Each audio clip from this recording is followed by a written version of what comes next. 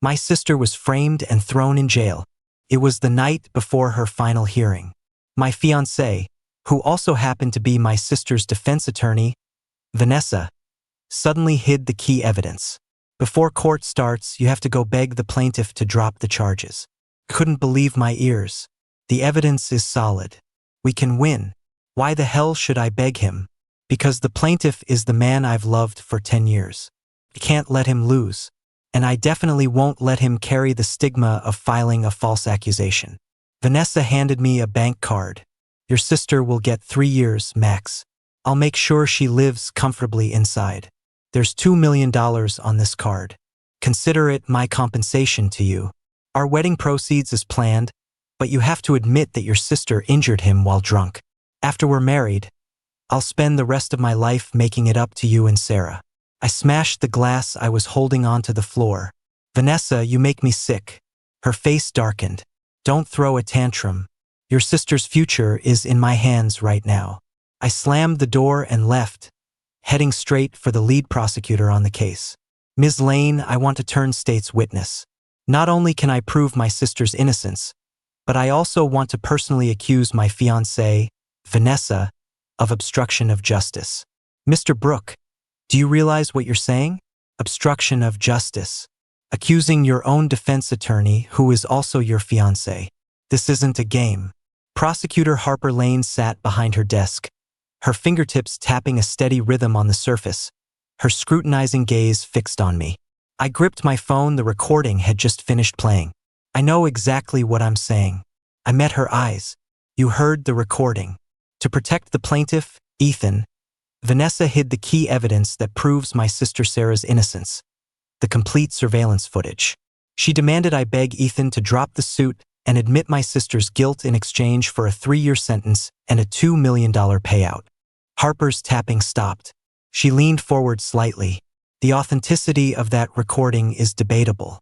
Even if it's real, all you have is a proposal she made. She could argue that as a lawyer, after assessing all the risks, she was simply presenting the optimal plea deal for your sister. Optimal deal? I laughed in disbelief. Trading innocence for 3 years in prison? Ms. Lane, you call that optimal? It doesn't matter what I call it, she interrupted. I look at evidence. This key evidence you mentioned, the complete surveillance tape, where is it? Vanessa has it. So you don't have it. Harper leaned back in her chair, drawing her conclusion. Mr. Brooke, I understand your emotions, but the judicial process isn't a stage for you to vent. Without that tape, all your accusations are just talk. She checked her watch. It's getting late. Court opens tomorrow. If you don't have anything substantial, you should go. She was kicking me out. Ms. Lane, I said, Vanessa is a shark. She's meticulous. She never does anything without preparation. She dared to say those things to me because she was certain I had no way out. She calculated that I'd have nowhere to go and would end up begging her. She knows me as well as she knows herself. She knows how much I love my sister and how terrified I am of anything happening to her. Harper's face remained expressionless, but she listened quietly. But she miscalculated one thing. She thought I was just a canary she kept in a cage, clipped the wings, cut off the hope, and I'd be at her mercy. She forgot that even a caged bird will peck if you corner it. I pulled another item from my bag, placed it on the desk, and slid it toward her. It was a voice recorder, an old model. What is this? Harper asked. I snuck into the storage room at Vanessa's firm and dug this out of her old boxes from 3 years ago. I looked at her. Back when she first started, she took a pro bono case. The opposing counsel played her like a fiddle, and she almost lost. Later, she used this exact method. She recorded the opposing lawyer privately inducing an out-of-court settlement, played it in court, and turned defeat into victory. She gave me this recorder once.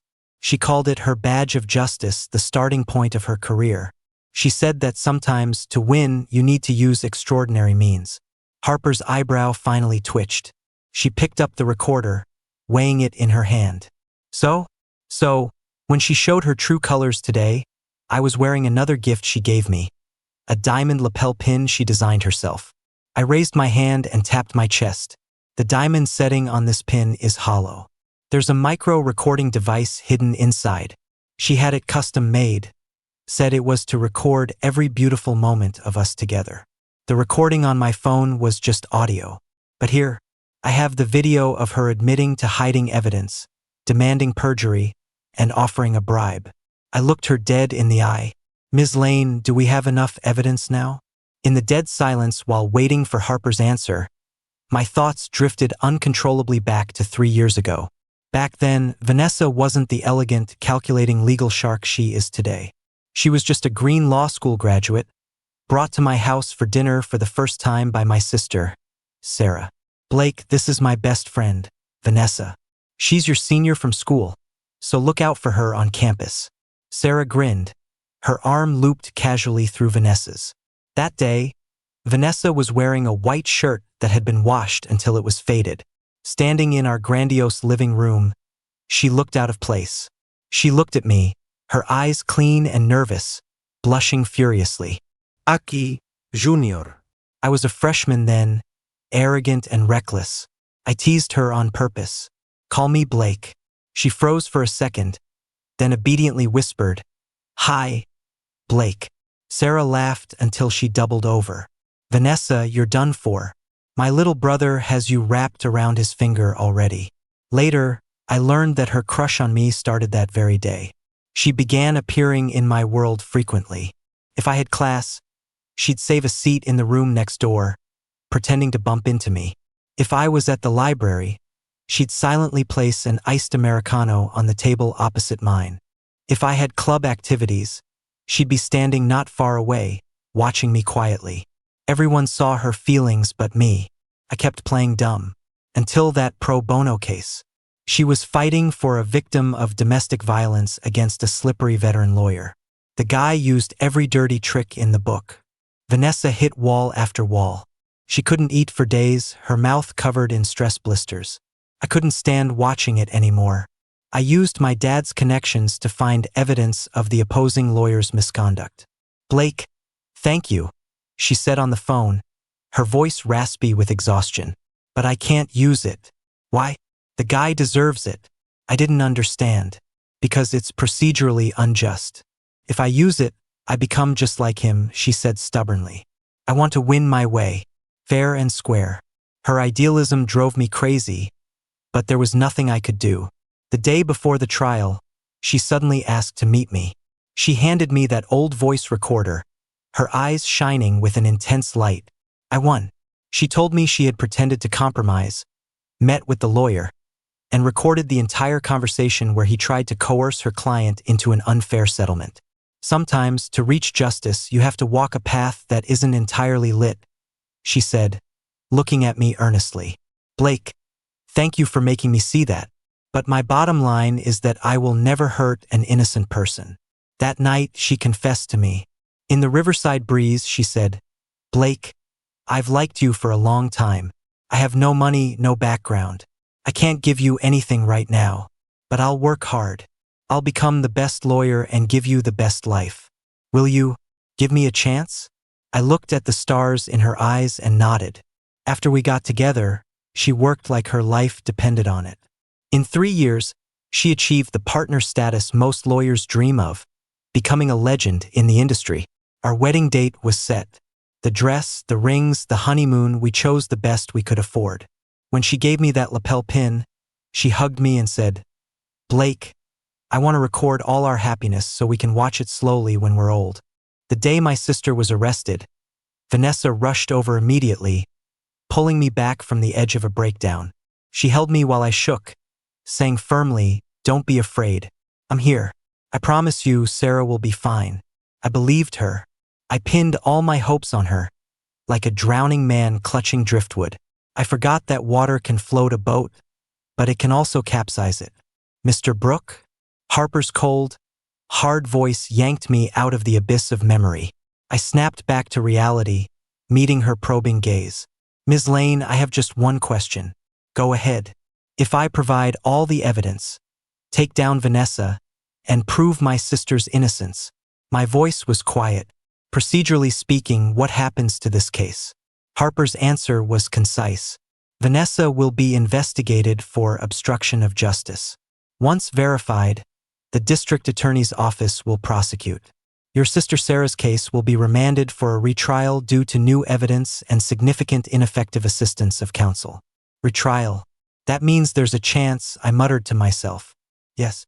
But Mr. Brooke, you need to think this through. Harper's eyes were sharp. Once we start this process, there is no turning back. You will face retaliation from your fiancé, the background of this Ethan character, and public pressure. Are you sure you can handle it? I smiled. Ms. Lane, do you think a man who's willing to send his own fiancée to prison has anything left to fear? Right now, I just want to see her lose. Harper didn't say another word. She picked up the lapel pin and stood up. Follow me. I followed her into a tech room and watched as technicians extracted the micro SD card from the pin. When the footage of Vanessa and me facing off in the living room appeared on the screen, my heart still felt a vicious stab of pain. On the screen, Vanessa was beautiful and calm, but every word she spoke was a dagger. Your sister will get 3 years, max. I'll make sure she lives comfortably inside. Our wedding proceeds as planned, but you have to admit that your sister injured him while drunk. Ethan is the man I've loved for 10 years. I can't let him lose. The technicians exported the video and audio, backed it up, and sealed it. Harper handed me a document. This is an application for witness protection if you need it. No need. I shook my head. She thinks I'm scared. I want to show her that I don't care. It was dawn when I left the prosecutor's office. I didn't go home. Instead, I drove straight to Ethan's apartment. It was a high-end condo bought by Vanessa. I had been there with her once. She claimed she was renting it to a distant cousin who needed help. Thinking back on it now, it's laughable. I rang the doorbell. The door opened quickly. When Ethan saw me, he froze for a moment, then put on a smile that was both innocent and provocative. Mr. Brooke? What are you doing here? So early. Are you looking for Vanessa? She's not here, you know. He deliberately stepped aside so I could see a pair of women's slippers in the entryway. Vanessa's size. I'm not looking for her, I said bluntly. I'm looking for you. Looking for me? Ethan covered his mouth, feigning surprise. Whatever for. Mr. Brooke, I know you're upset about Sarah, but you can't take it out on me. I'm a victim too. I'm so scared. His eyes turned red on command, as if I were the villain bullying him. Ethan cut the act. I looked at him, feeling a wave of nausea. Save that performance for Vanessa. It only makes me sick. You? His face changed instantly. The fragility vanished from his eyes, replaced by venom. Blake, what are you so smug about? Do you think you're still the high and mighty prince of the Brooke family? He stepped forward, leaning into my ear. Your sister is going to jail. Your parents' company is on the brink of bankruptcy. They can't even save themselves. As for Vanessa, do you think she actually loves you? The person she's always loved is me. She's only with you because of your family's background. She needed a stepping stone to climb up. Now that your family is finished, what use are you to her? Oh, right. He straightened up, grinning maliciously. Forgot to tell you. Vanessa has already disposed of the evidence that could clear your sister. She said she couldn't bear to let me suffer even a little grievance. Blake, you're a total loser. You can't beat me. I looked at his smug, petty face. Instead of getting angry, I laughed. Is that so? I pulled out my phone and tapped a contact. Guess who I'm on the phone with right now? The smile on Ethan's face froze. The call connected immediately, and I put it on speaker. Hello, Ms. Lane? This is Blake. I'm at Ethan's door.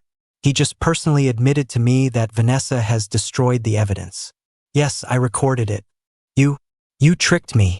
The blood drained from Ethan's face. He shrieked and lunged at me, trying to snatch my phone. I took a step back, dodging him easily. Ethan, the game has just begun. Just then, the elevator doors down the hall opened.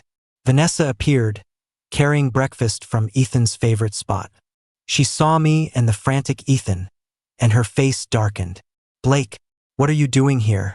She rushed over, pulling Ethan behind her, looking at me with extreme disappointment and anger. I warned you not to bother Ethan. Why won't you listen? Ethan immediately hid behind her, eyes rimmed red. Vanessa, I'm so scared. He recorded me. Enough. Vanessa cut him off. Blake, you have disappointed me so much. Do you insist on making this ugly? Ugly? I looked at the couple in front of me and laughed. Vanessa, the truly ugly part hasn't even started yet.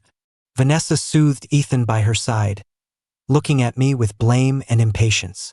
Blake, I told you I would compensate you. Why do you have to be so extreme and come here to hurt Ethan? Hurt? Vanessa, are you blind? From start to finish? Who is hurting whom?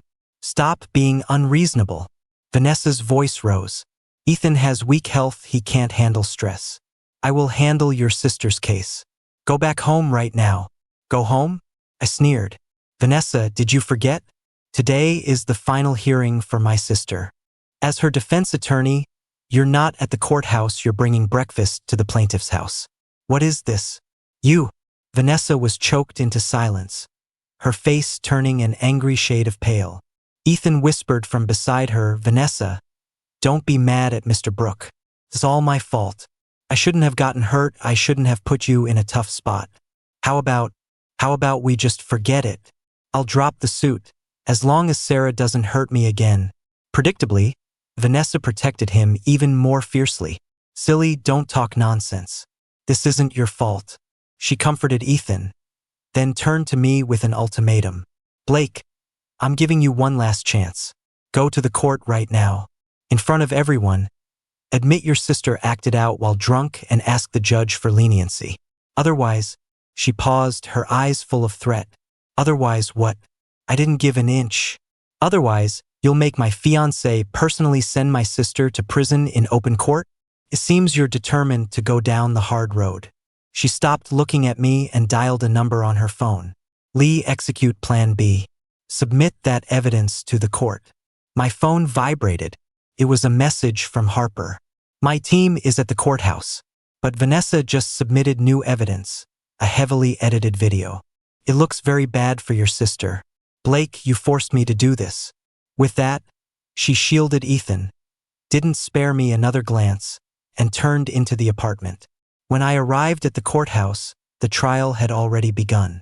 My sister Sarah, wearing a prisoner's uniform, sat in the defendant's dock. In just a few days, she had withered away. Seeing me, she tried to force a comforting smile. Standing opposite her, Vanessa, who should have been defending her, played a video for the court. In the video, my sister, face flushed red and emotional, shoved Ethan hard. Ethan fell to the ground, clutching his arm in pain. The footage cut to black right there. In the complete video, it was clearly Ethan who had smashed a liquor bottle at my sister. First, she only pushed him away while dodging the attack. Vanessa, she actually dared to do it. Your Honor, members of the jury. Vanessa's voice echoed through the courtroom. My client, Sarah Brooke, confesses to the act of inflicting injury while intoxicated. She expresses deep remorse for her actions. What? Sarah shot up from her chair, looking at Vanessa in disbelief. I didn't. When did I admit that? Sarah. Vanessa turned back, giving her a warning glare. Sit down. As her defense counsel, and having synthesized all evidence, the defense concedes that Ms. Brooks' actions constitute intentional injury. However, considering this is her first offense and she has shown repentance, we plead the court for leniency in sentencing. The courtroom erupted. A defense attorney admitting her own client's guilt and asking for sentencing? This was a judicial farce. My sister was shaking with rage, pointing at Vanessa, unable to speak a word. Ethan, sitting in the front row of the gallery, lowered his head at the perfect moment, shoulders trembling, drawing sympathetic looks from the crowd. Vanessa had calculated every step. She used her professional expertise to weave the perfect cage for my sister. And I was the one who had handed her the key. The judge banged the gavel, preparing to announce the verdict. Vanessa turned her head and looked at me in the gallery. Her eyes were calm, even containing a trace of pity. Her lips moved silently. I read them.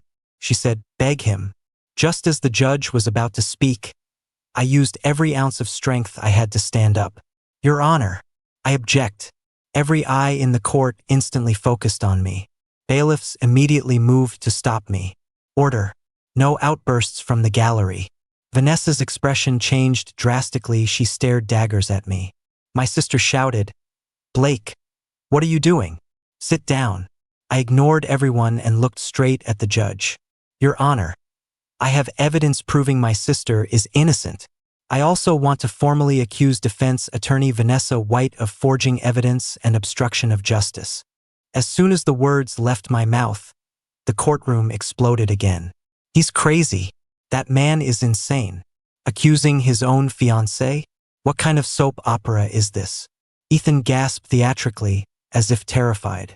Vanessa shouted sharply, "Blake, have you lost your mind? Bailiff, remove him." Just as the bailiff grabbed my arm. "Let him speak." It was Harper. She stood up from the back row of the gallery, walking forward step by step, and handed a file to the judge. "Your Honor, I am Harper Lane, the lead prosecutor for this jurisdiction.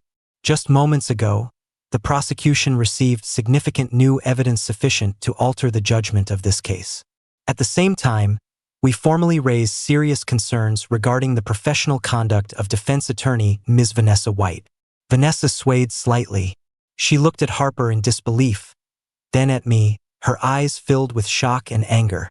"Ms. Lane, what is the meaning of this?" "The meaning is..." Harper turned to her, eyes cold as ice. "Ms. White, your game is over." The judge, after an urgent conference with the bench, announced a recess. The courtroom doors were sealed. Vanessa, myself, and the core legal teams were kept inside. "Blake, what the hell did you do?" Vanessa stormed up to me, voice lowered, practically grinding her teeth. "What did I do?" I looked back at her calmly. "I simply presented exactly what you said to me and what you did to the prosecutor." "You recorded it?" Realization dawned on her, and her face went pale. "That lapel pin, that's right." I raised my hand to touch the spot where the testament of our love used to be. "Vanessa, you taught me. Sometimes to win, you need to use extraordinary means.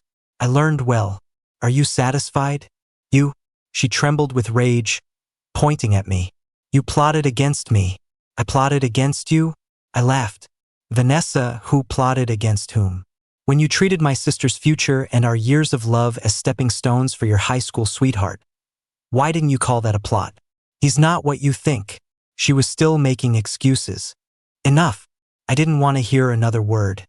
"Vanessa, from the moment you hid that evidence, the only place left for us to meet is in court." "Blake." She reached for my hand. I jerked back, avoiding her touch. "Don't touch me. You make me feel dirty." At that moment, Harper walked over, smoothly stepping between Vanessa and me. "Ms. White, the district attorney's office is formally opening an investigation into your obstruction of justice. Your law license is temporarily suspended pending the investigation. Please cooperate." Vanessa's gaze bypassed Harper, locking onto me. In her eyes, there was shock, anger, and a trace of something I couldn't read. Hurt? Hilarious. Tech support quickly set up equipment in the courtroom. When the complete, unedited video appeared clearly on the big screen, everyone gasped. In the video, Ethan was screaming vicious insults at my sister, dragging our deceased mother into his filth. My sister, pushed to her limit, tried to leave. Ethan grabbed an empty liquor bottle and smashed it toward her head. She dodged sideways and instinctively pushed him away. That was when Ethan fell. The evidence Vanessa submitted started exactly at the second my sister pushed him. The truth was out. The evidence was ironclad. "No, that's not right." Ethan slumped in his chair, face white as a sheet, babbling incoherently. "She swore at me first. She was going to hit me." No one paid attention to his ravings. Everyone's eyes were fixed on Vanessa, whose face was ashen. She was finished, as a lawyer forging and editing evidence to frame her own client. Her career, everything she was proud of, turned to ash in that instant. The judge announced that Sarah's case would be retried at a later date. Vanessa and Ethan were detained immediately on suspicion of multiple felonies. When the bailiff stepped forward to handcuff Vanessa, she didn't resist. She just lifted her head, looking at me from across the crowd. Her lips moved again, forming another silent shape. This time I had no interest in reading it. I turned around and walked toward my sister. Her eyes were red. Through the railing of the defendant's dock, she gripped my hand tightly. Blake, Sarah. I held her hand back, my voice choking up. It's over. Let's go home. When we left the courthouse, night had fallen. I processed my sister's bail paperwork. She followed behind me, silent the whole way. Once in the car, she finally spoke, her voice hoarse. Blake, I'm sorry. Sarah, what are you apologizing for? I started the car, pretending to be relaxed. The person who should be sorry is drinking prison tea right now. If I hadn't been so impulsive. Stop. I cut her off. Sarah, listen to me. You did nothing wrong. Facing that kind of insult and holding back as long as you did? You're practically a saint. If it were me, I would have shown him why flowers are red. I used a silly idiom to try and make her relax. Sarah cracked a small smile, but the shadow in her eyes remained. How did Vanessa turn into this? She whispered. She was my best friend. Yeah. She was also the woman I loved most. I wanted to know the answer too. Silence filled the car again. When we got home, Mom and Dad were waiting at the door. Seeing Sarah, Mom burst into tears, hugging her uncontrollably. Dad patted my sister's back, his eyes red too. It was a delayed reunion. After settling the family, I went back to my room, feeling like all the strength had been drained from my body. My phone vibrated like crazy in my bag. I checked it, dozens of missed calls, all from Vanessa's parents. I turned the phone off. Peace at last. I lay on the bed, staring at the ceiling, my mind a mess. After the rush of revenge faded, all that was left was endless exhaustion and emptiness. A relationship built over 3 years, a woman I thought I'd grow old with, it all turned into a joke. I don't know how much time passed before there was a knock on the door. It was Sarah. She walked in with a glass of hot milk. Drink some. You look pale. I sat up and took the cup. Sarah, are you okay? I'm fine. She sat on the edge of my bed. I can't believe it. Blake, you've suffered so much these past few days. She looked at me, her eyes full of heartache. How did you carry all this by yourself? I shook my head, not wanting to talk about it. Sarah, what are you going to do about Vanessa and Ethan? Sarah was silent for a moment. Vanessa obstructed justice, the law will deal with her. As for Ethan, she paused. I'm suing him for defamation and false accusation. Good. I nodded. Our family doesn't let people walk all over us. As we spoke, my burner phone rang. It was a strange number. I hesitated, then answered. A woman's piercing scream came from the other end. Blake Brooke, you bastard. Are you happy now that you've ruined Vanessa? It was Vanessa's mother. I'm telling you, the White family isn't done with you. If anything happens to Vanessa, I'll haunt you from the grave. She cursed wildly, her words venomous. Do you think Vanessa protected Ethan for no reason? Because she's barren. The doctors gave her a death sentence years ago. But Ethan, he can give her a child. He has a son with his ex. As long as Vanessa treats him well, that boy will be the grandson of the White family. And you? Besides dragging her down, what could you give her? My head buzzed as if a bomb had gone off inside it. A child? Ethan has a child? Just to get revenge on Vanessa. You destroyed her only hope. Blake, you're evil. You'll get what's coming to you. I didn't listen to the rest. I hung up. My grip on the milk cup slipped. It hit the floor and shattered. Sarah's face changed instantly. She knelt down to check on me. Blake, are you okay? Did you get cut? I didn't answer. I just stared at the shards on the floor. So that was it. It wasn't just that she couldn't let him lose. She couldn't let her future son carry the burden of a criminal father. So, my sister's future and my love, we were acceptable sacrifices. It felt like a giant hole had been torn in my chest, cold wind rushing through it. Blake? Sarah looked at me with worry. I looked up and smiled at her. I'm fine, Sarah. I stood up and grabbed a jacket from the closet. Go to bed early. I have to go out. It's so late.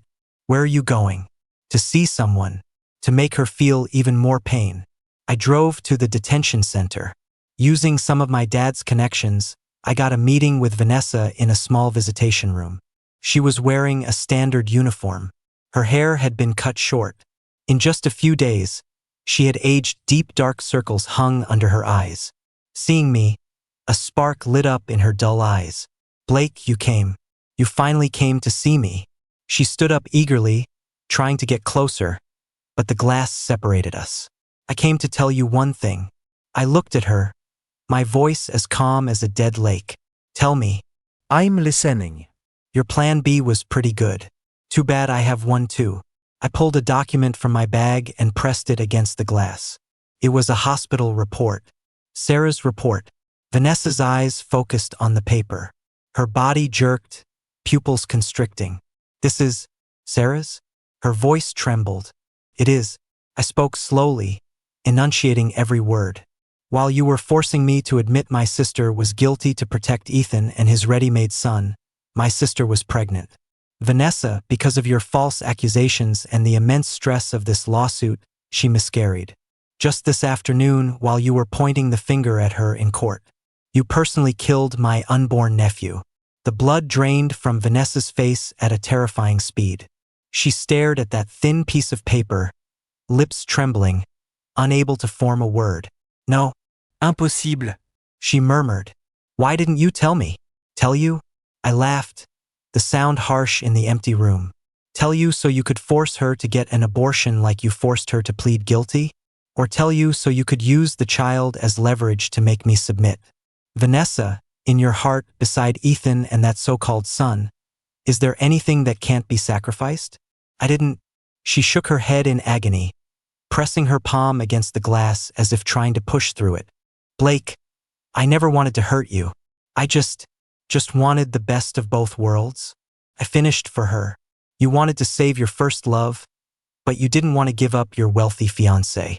You wanted Ethan safe and sound, but you also wanted to sleep soundly at night after my sister took the fall, thinking your compensation made it okay. Vanessa, you aren't stupid. You're greedy.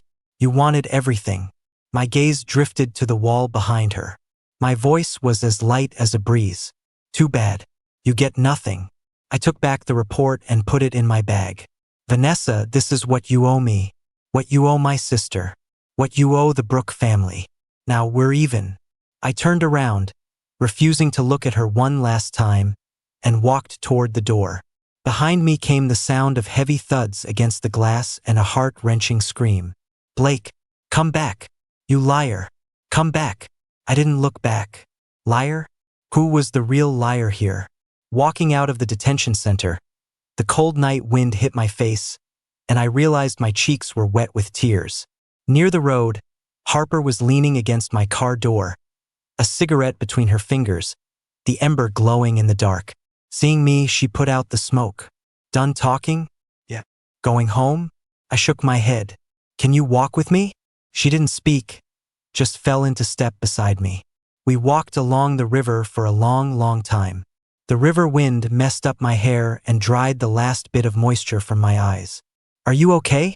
Harper asked suddenly. I stopped and looked at her sideways. She looked back at me quietly. The end of revenge is usually just emptiness. You used her mistake to manufacture another tragedy to punish her, but you've trapped yourself in the process.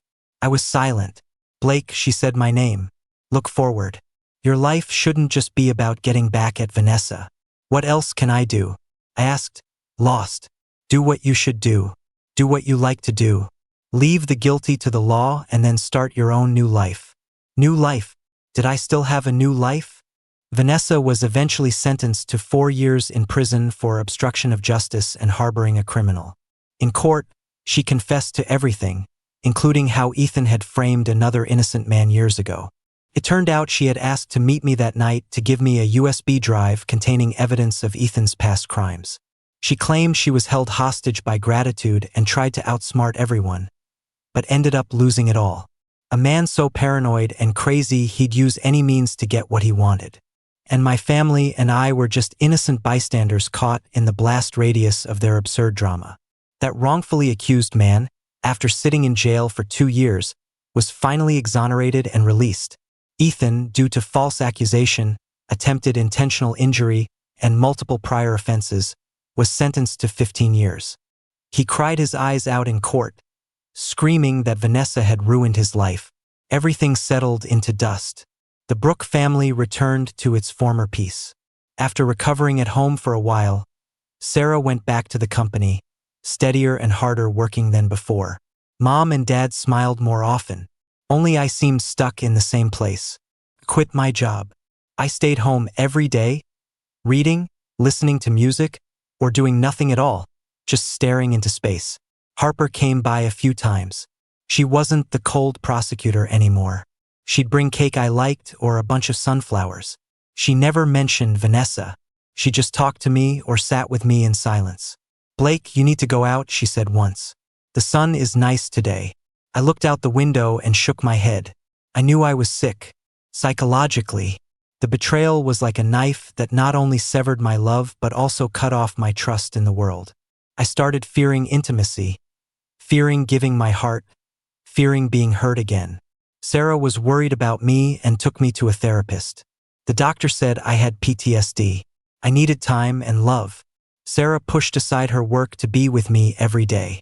She took me hiking, to the beach, to all the places we went as kids. She clumsily learned to tell jokes and cook my favorite dishes.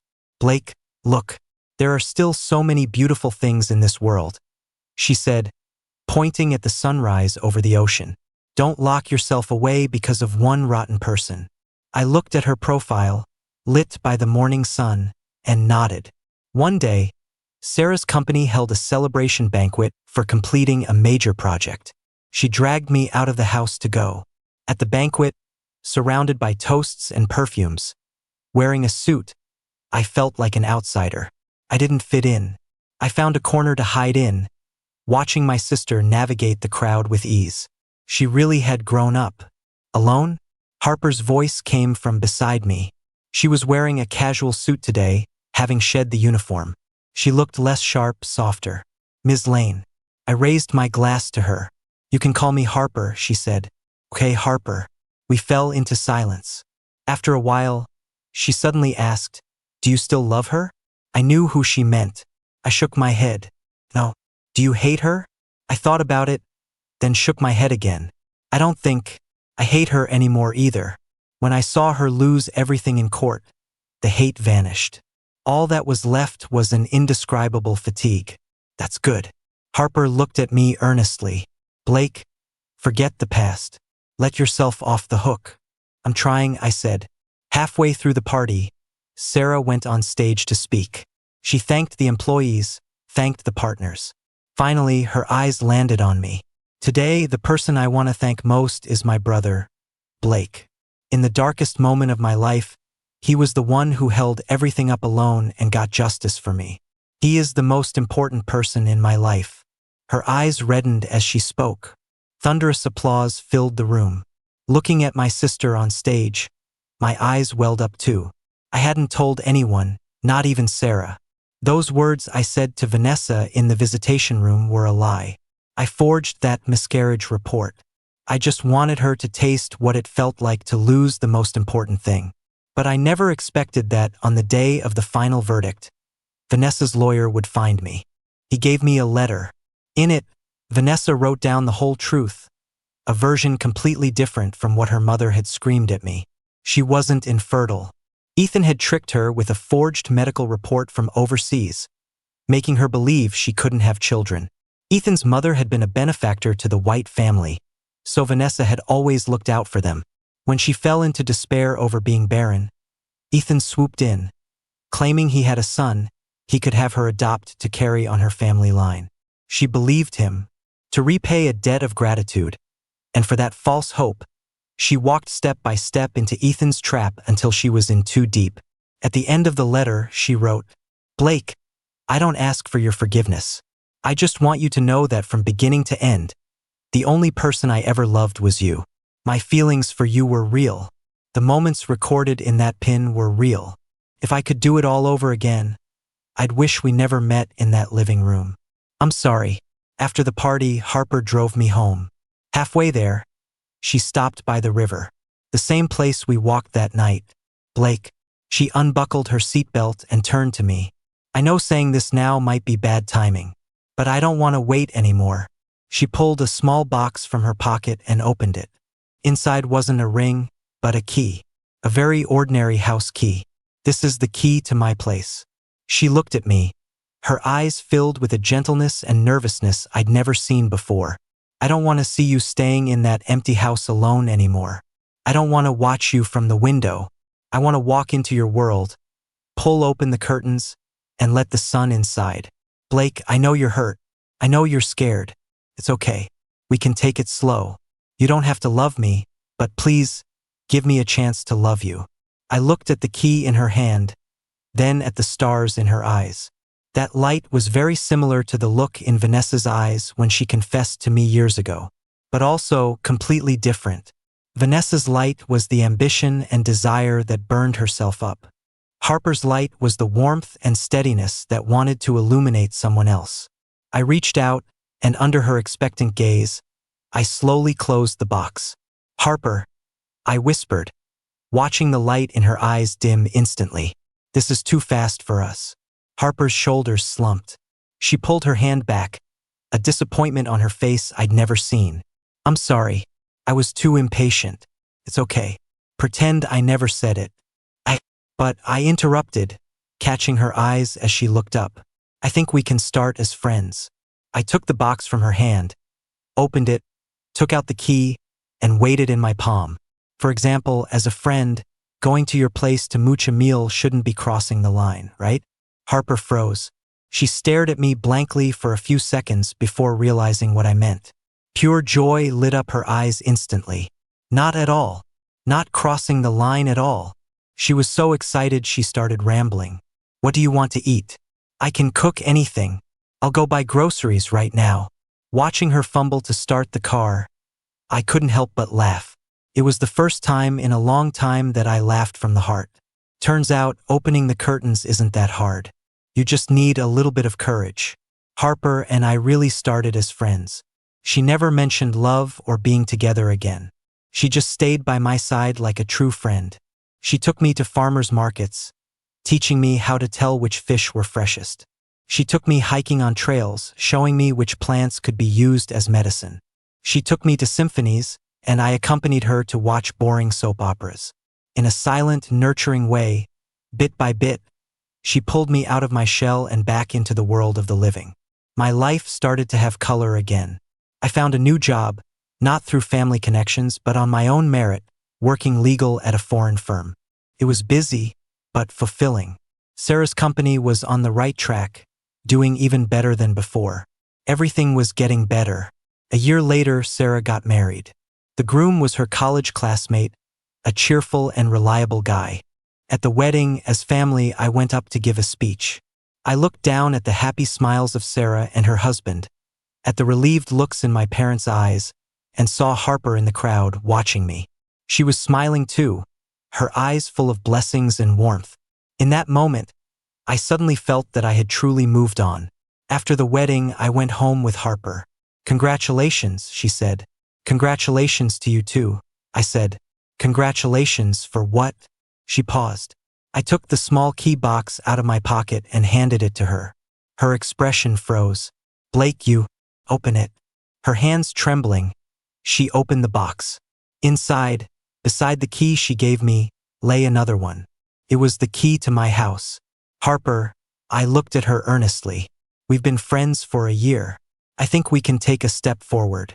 Like becoming the kind of relationship where we exchange house keys. She looked at the two keys lying side by side on the velvet, and her eyes instantly turned red.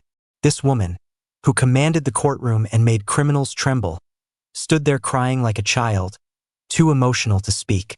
She hugged me, holding on tight, as if trying to merge me into her very bones. Blake, her voice was muffled in my shoulder, thick with emotion. Thank you. I reached out and hugged her back. No, I should be thanking you. Thank you for reaching out when I fell into the abyss. Thank you for patiently walking with me through the darkest road. Thank you for making me believe again that there is still light in this world. A few months later, I saw news about Vanessa.